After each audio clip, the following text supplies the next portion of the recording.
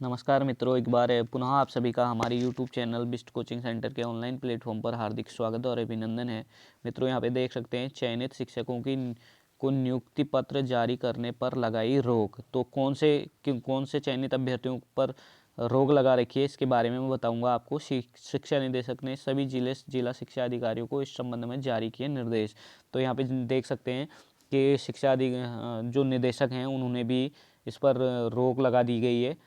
तो ये किस पे रोक लगी है, इसके बारे में मैं बताऊंगा आपको। मैंने बताया था कल वाली वीडियो में भी 2012 से 2018 के बीच में जिनका सीटेट क्लियर हो रखा है, तो उनको इस भर्ती से में अभी फ़िलहाल रोक लगा दी गई है। उनके बंद लिफाफे जिनका सिलेक्शन हुआ है अलग रख दिए गए हैं। ठीक है, तो शिक्षक भर्ती प्रक्रिया चल रही है। बीएड के आधार पर जनवरी 2012 व जून 2018 के बीच केंद्रीय अध्यापक पात्रता परीक्षा उत्तीर्ण करने वाले उम्मीदवारों को यदि इसमें चयन हुआ है तो उन्हें नियुक्ति पत्र जारी नहीं किए जाएंगे। तो बाकी लोगों के नियुक्ति पत्र जारी होंगे, केवल उनके रोक दिए गए जिनका सीटीईटी 2012 से लेकर 2018 के बीच उत्तीर्ण किया हुआ है। ठीक है, तो यहाँ पे देख सकते हैं, यहाँ पे लिखा हुआ है प्रदेश में सरकारी बेसिक स्कूलों के 2287 शिक्षकों के पदों पर चल रही भर्ती में शिक्षा निदेशालय ने उन उम्मीदवारों के नियुक्ति पत्रों पर रोक लगा दी है जो जनवरी वर्ष 2012 से 18 के बीच केंद्रीय अध्यापक पात्रता परीक्षा प्रमाण पत्र के आधार पर चयन प्रक्रिया में शामिल हुए और जिनका चयन बीएड वर्ष की ज्येष्ठता एवं शैक्षिक गुणांकों की श्रेष्ठता के आधार पर हुआ है। शिक्षा निदेशक R.K. उनियाल ने समस्त जिला शिक्षा अधिकारियों को इस संबंध में निर्देश जारी किए हैं।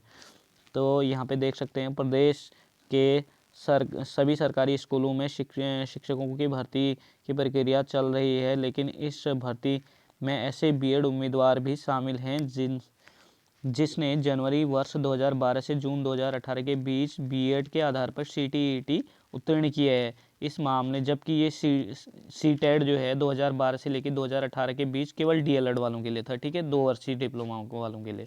तो इस मामले में उमेश कुमारी एवं अन्य ने हाईकोर्ट में याचिका दाखिल करने पर हाईकोर्ट ने 23 अक्टूबर 2021 को शिक्षा निदेशालय को आदेश दिया कि याचिकाकर्ताओं के आवेदन को निस्तारित किया जाए।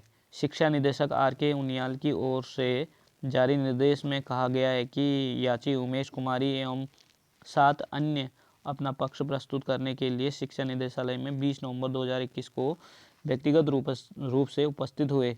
प्रकरण में याचिकाकर्ताओं को सुना गया। उनकी ओर से बताया गया कि राष्ट्रीय अध्यापक पात्रता परीक्षा अध्यापक शिक्षा परिषद द्वारा केंद्रीय अध्यापक पात्रता परीक्षा में शामिल होने के लिए तय व्यवस्था के अनुसार वर्ष 2012 से 2018 के बीच केंद्रीय अध्यापक पात्रता परीक्षा प्रथम प्रमाण पत्र के लिए बीएड प्रशिक्षण मान्य नहीं था।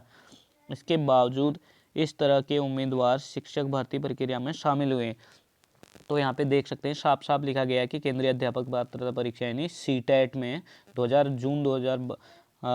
जनवरी 2012 से जून 2018 के बीच में जिनने भी सीटेट उत्तीर्ण किया उनके जो प्रमाण पत्र हैं उन पर भी अभी प्रश्न चिन्ह लगा हुआ है और उनके लिफाफे अलग रख दिए गए हैं।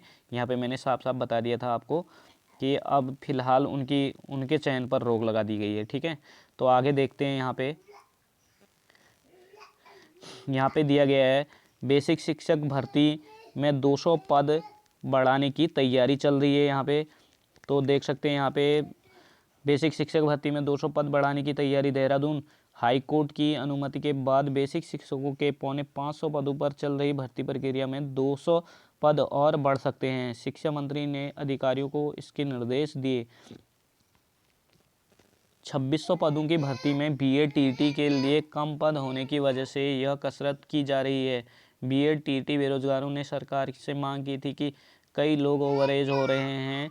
बेसिक शिक्षा निदेशक रामकृष्ण उनियाल ने कहा कि पदों को चिन्हित किया जा रहा है। जल्द इसकी रिपोर्ट को अंतिम रूप दे दिया जाएगा। तो यहाँ पे देख सकते हैं 200 पद और बढ़ने वाले हैं प्राइमरी में। तो जिनको इंतज़ार है लंबे समय से भर्ती का, तो उनके लिए एक खुशखबरी है। यहाँ पे देख सकते हैं सहायक अध्यापक भर्ती मामले की सुनवाई 16 को। तो हाई कोर्ट ने यानी ये सुनवाई परसों थी, जिसको अब 16 दिसंबर के लिए टाल दिया गया है। तो यहाँ पे देख सकते हैं हाई कोर्ट ने NIOS DLED TET प्रशिक्षित शिक्षकों को सहायक अध्यापक प्राथमिक शिक्षा की नियुक्ति प्रक्रिया में शामिल करने के मामले की अगली सुनवाई 16 दिसंबर को होगी। तो यहाँ पे देख सकते हैं 16 दिसंबर की तारीख तय कर दी गई है। तो 16 दिसंबर को होगी। कोर्ट ने इस मामले में NCTE को जवाब दाखिल करने के निर्देश दिए हैं। मुख्य न्यायाधीश RS चौहान एवं न्यायमूर्ति NS धानिक की खंडपीठ के समक्ष शुक्रवार को मामले की सुनवाई हुई। नैनीताल निवासी नंदन सिंह बोरा और चंपावत निवासी सुरेंद्र सिंह बोरा सहित अन्य ने हाईकोर्ट में याचिका दायर कर कहा था कि निजी विद्यालयों में कार्यरत शिक्षकों ने केंद्र सरकार के दिशा निर्देश तथा राज्य सरकार के नियमानुसार शिक्षा का अधिकार अधिनियम RTE के तहत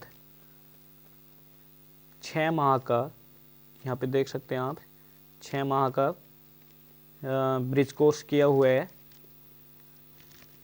6 माह का के तहत 6 माह का ब्रिज कोर्स किया। NCTE ने इन शिक्षकों को भर्ती प्रक्रिया में शामिल करने के निर्देश सरकार को दिए, लेकिन अब तक उन्हें शामिल नहीं किया गया। याचिकाकर्ताओं ने उन्हें प्राथमिक शिक्षक भर्ती में शामिल करने की प्रार्थना की थी। तो यहाँ पे केवल शामिल करने की बात नहीं है, क्योंकि शामिल तो ऑलरेडी हैं, तो भर्ती प्रक्रिया में तो शामिल हैं, लेकिन उनको जिस हिसाब से उनकी क्वालिफिकेशन कंप्लीट है उसके हिसाब से उनको वरीयता नहीं दी जा रही। तो ये मामला है, यहाँ पे देख सकते हैं आप, BEd ब्रिज कोर्स। एक और अच्छी न्यूज़ यहाँ पे बेरोजगारों के लिए है। देखिए यहाँ पे फीस नियंत्रण को स्कूल मानक प्राधिकरण जल्द बनेगा। यहाँ पे देख सकते हैं निजी स्कूलों में फीस और एडमिशन प्रक्रिया को नियंत्रित करने के लिए सरकार जल्द राज्य स्तरीय प्राधिकरण बनाने जा रही है।